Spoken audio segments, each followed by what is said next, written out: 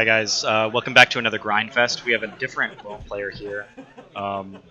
It appears that Donghee on the right has to sit through possibly, I don't know, 3 Loam matchups in a row because that's just how Solo rolls.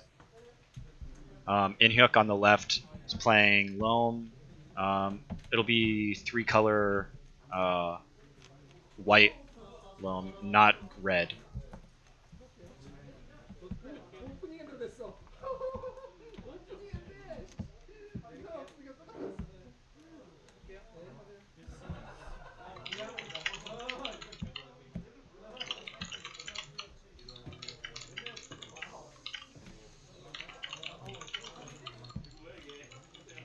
So as we resolve mulligans here, same kind of thing going on from round 3, although I have to say Inhyuk is a much more accomplished pilot of the archetype.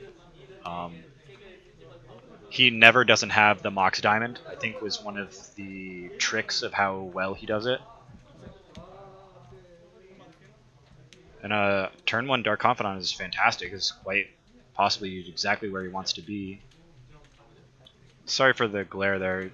If he is taking 2, I guess that's a Dark Confidant. Yep.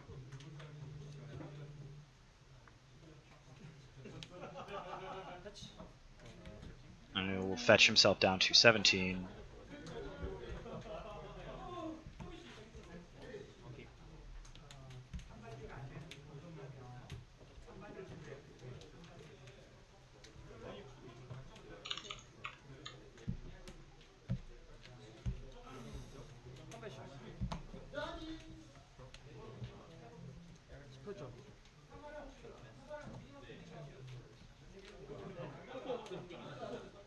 And a turn 2 Knight. And everything is lining up for Inhyuk here. Maybe it's not. Maybe it's not.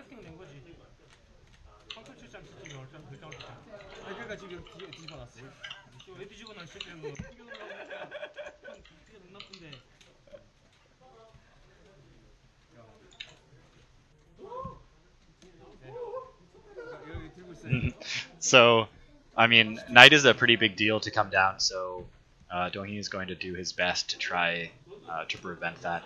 But deck only runs 3 forces. Its blue count is pretty low. He's probably looking to see what removal spell or spells are best in this situation, or maybe he wanted to dig a little deeper and see if he can find Toxic Deluge before the 2 creatures get to be too big of a deal. I think the deck also runs Maelstrom Pulse, which is quite bad here. And he won't even be able to afford Toxic Deluge next turn even with a land drop. So I think he's just looking for if he's able to Abrupt Decay or not. He is holding that force, so he could have found Abrupt Decay, or he quite possibly found absolutely nothing, not even like a blue card to pitch, and is going to have a tough time here. I go, yeah, Life from the Loam requires green mana, and Donghee is in a lot of trouble here. And his hand gesture, he's like, you serious, man?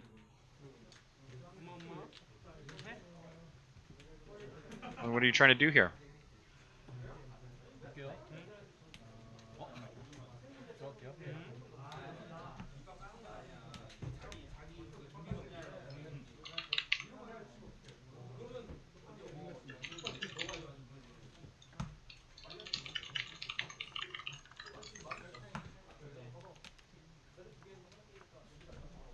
This is a really rough start. Something that I've noticed was that the Bug Depths deck actually has a lot of trouble getting off the ground with enough colored sources early in the game.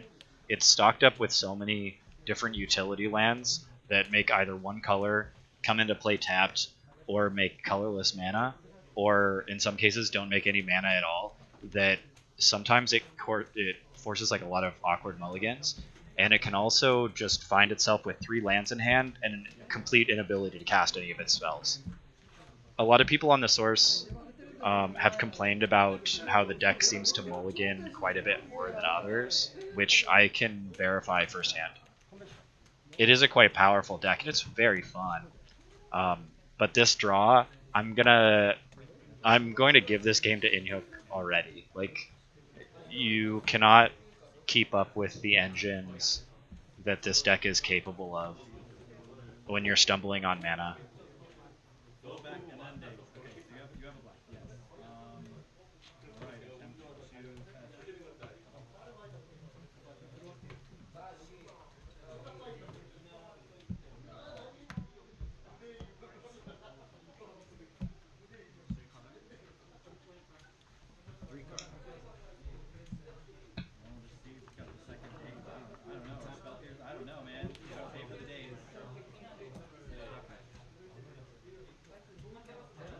So natural Dark Depths comes out, and the second Dark Confidant, and I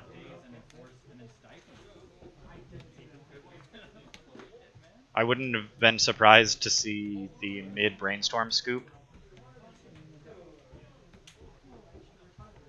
He's going to play this out a little bit longer. Maybe he can find a colored source here.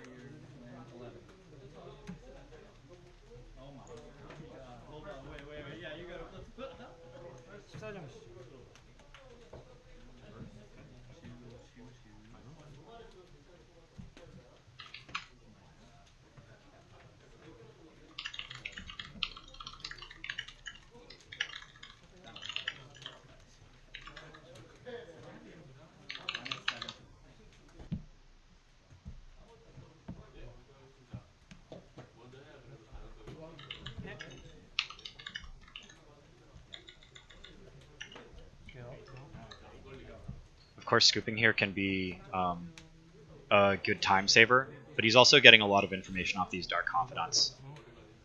However, these two players have been they see each other around constantly. They talk a lot. They know each other's decks. I don't think that we really need the information about Inhyuk's deck, which rarely changes.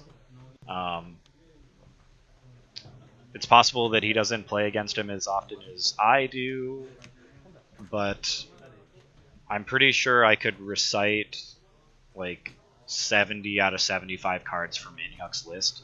And if I'm playing the Bug Depths deck, I'm more interested in hurrying to the next game because these can take quite a long time to complete. We're going to lose our second colored source.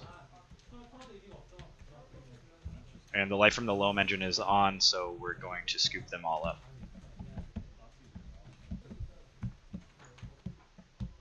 There's an awkward cut.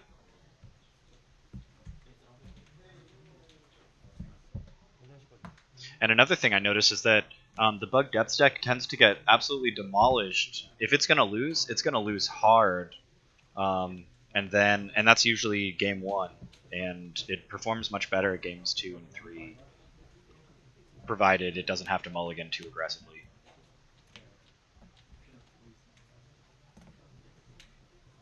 But he loses a ton of game 1s here.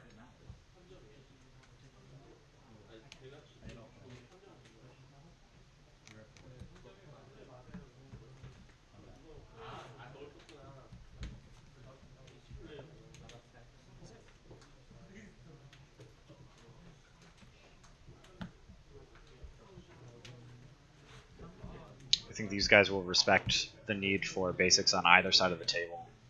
The Deathrite is going to help quite a bit for Donghee here. But if he afforded the ability to, he would really like to get Forest and Swamp online as quick as possible. But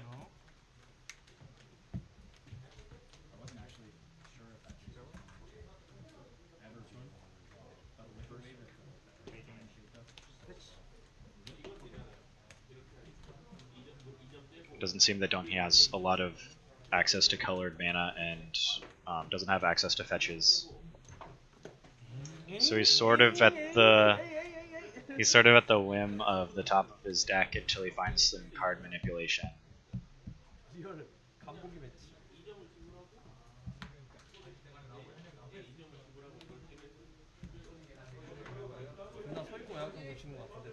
And Inyuk loves his basics. He would be doing this against a deck that wasn't even trying to waste him aggressively.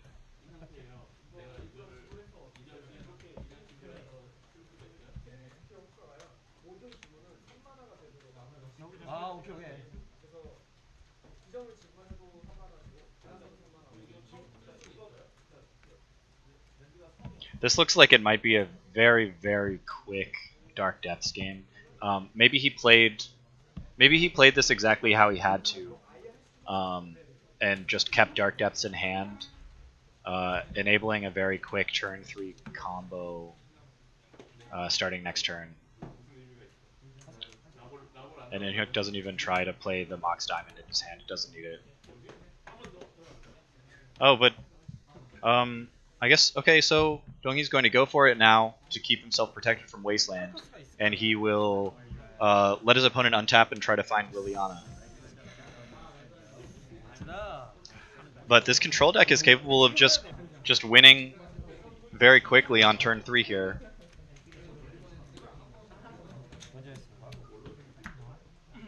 And in the space of 11 minutes of runtime here, I've managed to get us to game 3. We'll see if this next one is a grindy one or not.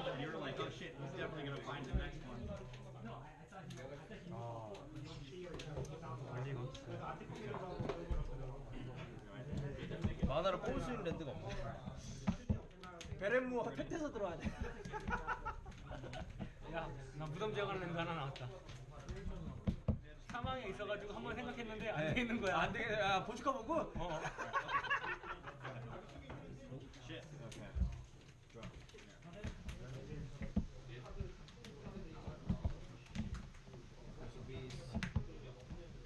그릴즐 브랜드. 그릴즐 브랜드. You can see our friend Andrew at the top left of the screen here, attempting to draw 7 cards with Grizzlebrand. That looks like a good time.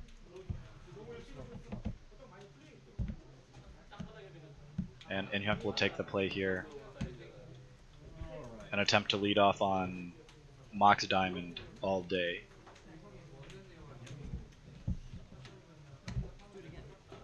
An interesting thing here is that Inhyuk is well known for playing the Jund Loam lists, and he loves Blood Moon, which is possibly just game over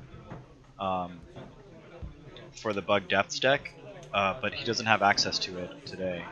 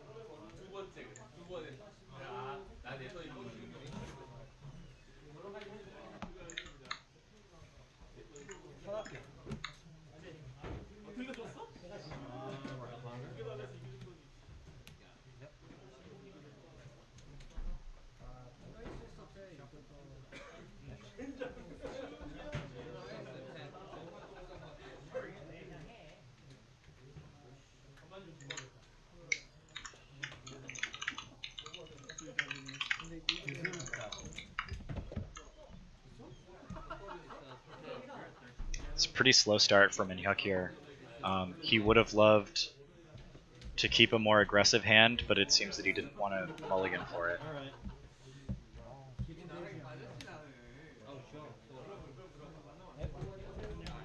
And this is one of the starts where you start just drawing like Mox Diamonds after the fact and they're unplayable. And now normally I would say that this Karakas was safe because we're going to cast Dark Confidant or Chalice or whatever off of it, and then when we get wasted eventually, we'll get it back from life from the Loam. Except that our opponent has Deathrite Shaman. 네, 뭐 제거하실 거예요? 어택! 아, 어택이라고? So Deathrite gets frisky here for one,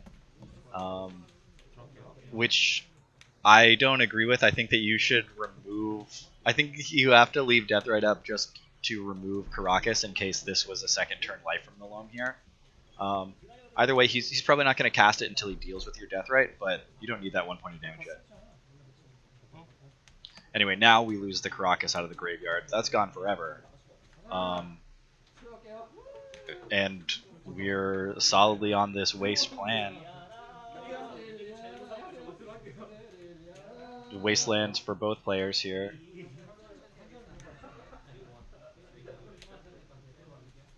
Yeah, I can't say that I approve of using Deathrite for 1 damage when he represents the ability to empty each other's graveyards here.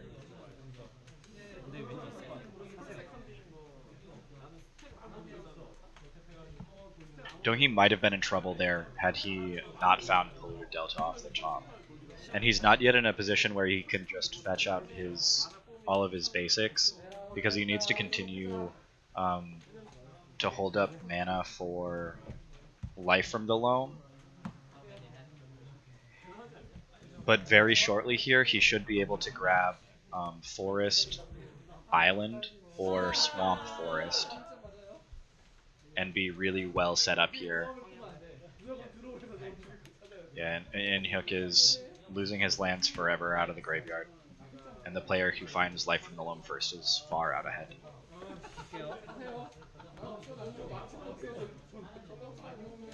It seems Dark Confidant revealed is that Abrupt Decay, exactly like he's supposed to, and Inhyuk draws Eternal Witness for the turn.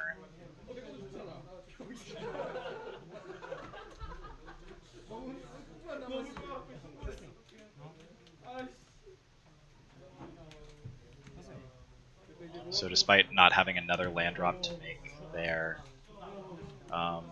he chooses to get the Mox Diamond out as a non-wastable source maybe, and takes care of the Deathrite, which needed an answer immediately.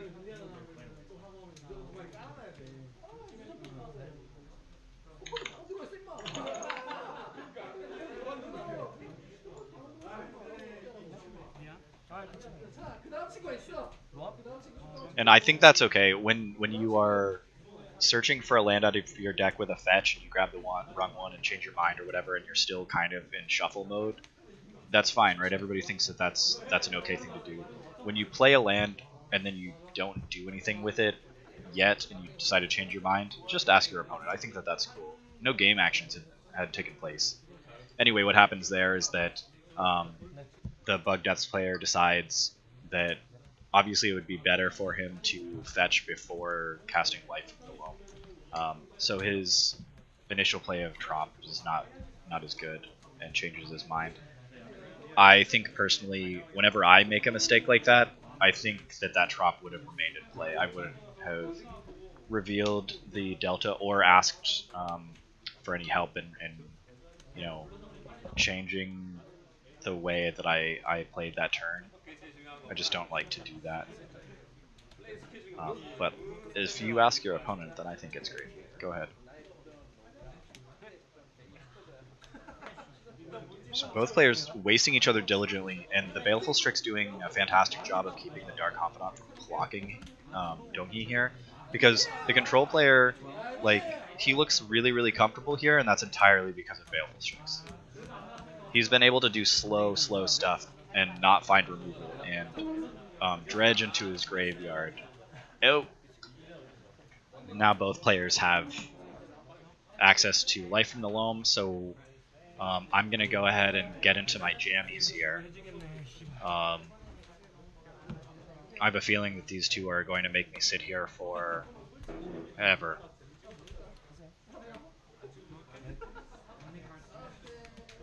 Now, Donghi takes a draw because there's no good source to wasteland, I have to assume. I think that's Bayou for the draw, Thespian stage for Dark Confidant.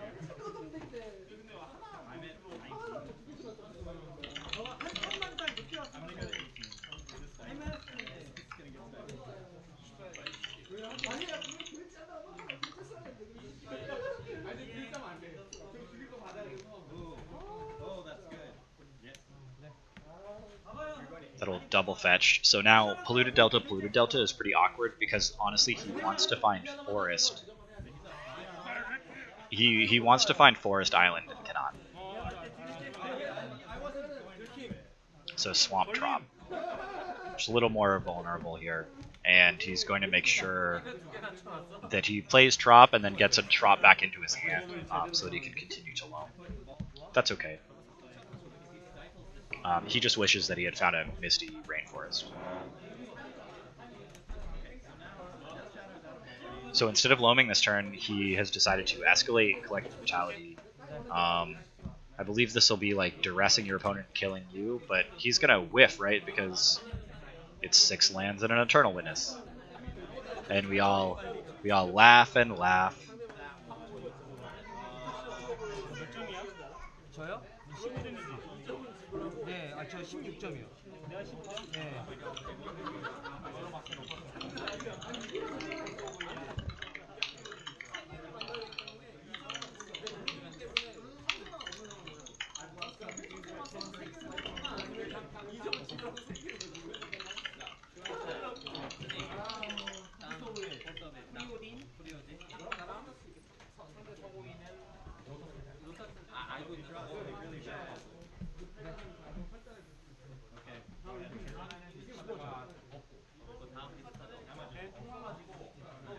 그냥 들어왔어요. 새끼가 이제 자연 들어와야 돼.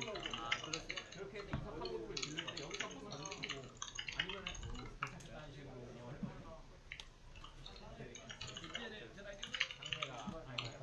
다음 들어가 이렇게 해서 원하는 대로 플레이는 했지만 결국에 상대가 터널에. So the Eternal Witness will get forced. And actually what's happening here is that Inhyuk has taken a turn off to cast Eternal Witness and has now freed his opponent up to make additional land drops without being wasted every turn. And I think that now he will fall so far behind on the waste every turn. So now, like, I think that he will actually lose this game now because of the force on the Eternal Witness. Dongi is now free to get his full value off life from the Loam. And now, even though wasting his opponent every turn has little effect because he knows that the Loam player's hand is 6 lands still, and he has a swamp and a Mox Diamond that he can't be wasted off of, at least he got around and turned that corner where he was not making enough land drops to keep up with being wasted. So now he can continue to just play a duel every turn, get out ahead, and well, an island is even better there. He'll get out ahead here and then finally probably slam a Jace.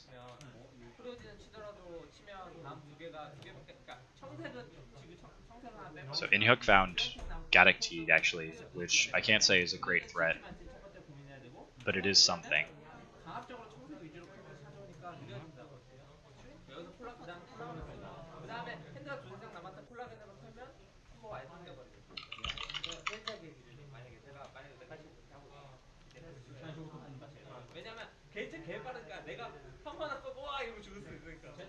So how does the Loam player get back in this? He has got absolutely no threats.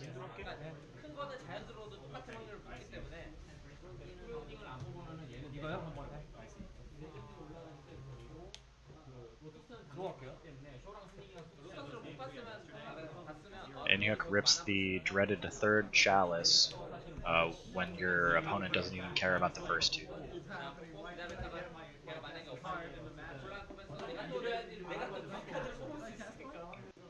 Gets himself access to a 2nd basic, which is quite nice.